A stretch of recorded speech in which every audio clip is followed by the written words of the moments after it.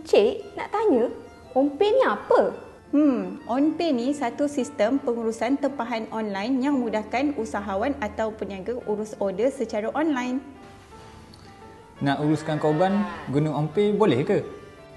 Oh, tak ada masalah pun. Ramai je user kami yang gunakan OnPay ni untuk uruskan korban. Contohnya macam Yayasan Makfirah, My Korban, Korban Amal dan lain-lain lagi. Oh, okey.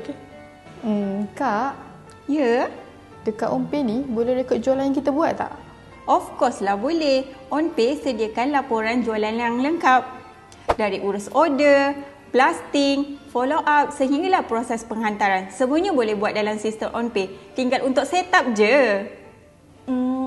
Ada tak sediakan package trial untuk saya try dulu guna OnPay? Mestilah ada akaun percuma OnPay selama 3 bulan.